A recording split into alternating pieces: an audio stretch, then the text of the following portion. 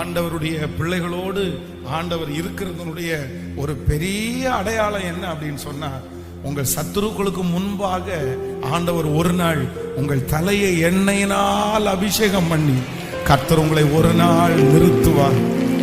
ஆமென்.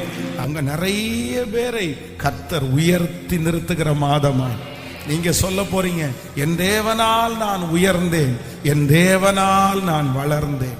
அல்லேலூயா. உங்களுக்கு பெரிய டார்கெட் முடியாது, நான் எப்படி இதை முடிக்க போறேன், இந்த மாதத்துல இதை முடிக்காது அப்படின்னு எல்லாம் நீங்க நினைக்கலாம். ஆனா நான் நம்புறேன், உங்களுடைய இருதயம் கலங்கவே வேண்டாம். இயேசு நமக்காக யாவையும் செய்து முடிப்பார். நான் நம்புறேன், உங்களுக்கு முன்பாக பெரிய தேவைகள் இருக்கலாம், நீங்க கலங்கி நிற்கலாம். ஆனா இயேசு உங்க பக்கத்துல வந்து என்ன சொல்றாருன்னா, நீ கலங்காத, நீ பயப்படாத, நான் உன் கூட இருக்கிறேன், என்னால் நீ உயருவாய். ஆமென். நான் உயர்றதற்கு ஒரு டேலண்டும் எனக்குள்ள இல்லையே பாஸ்டர், நான் உயர்றதுக்கு ஒரு வழியும் எனக்குள்ள இல்லையே. நான் நம்புறேன், நமக்கு எதுவுமே வேண்டாம், நமக்குள்ள கர்த்தர் இருக்கிறதுனாலே நாம் உயருவோம், நாம் வளருவோம். சங்கீதக்காரனை பார்த்து அதுதான் கேட்கிறாங்க, உனக்கு முன்பாக இருக்கிற அவ்வளோ பெரிய மதில் சுவர், நீ என்ன பண்ண போற? அவர் சொல்ற ஒரு வார்த்தை என்ன தெரியுமா?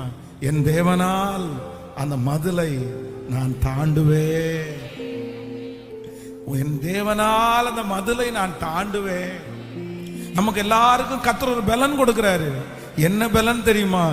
கர்த்தருடைய ஆவியானவர் கொடுக்கிற அந்த பலத்தினால உங்களுக்கு முன்பாக இருக்கிற சத்துருவினால் கட்டப்பட்ட மதில் சுவர், நீங்களாகவே கட்டி வைத்திருக்கிற மதில் சுவர், நம்முடைய முன்னோர்கள் கட்டி வைத்திருக்கிற மதில் சுவர், நம்மை சுற்றி இருக்கிறவர்கள் கட்டி வைத்திருக்கிற அந்த மதில் சுவரை இந்த மாதம் நீங்கள் தாண்ட போகிறீர்கள்.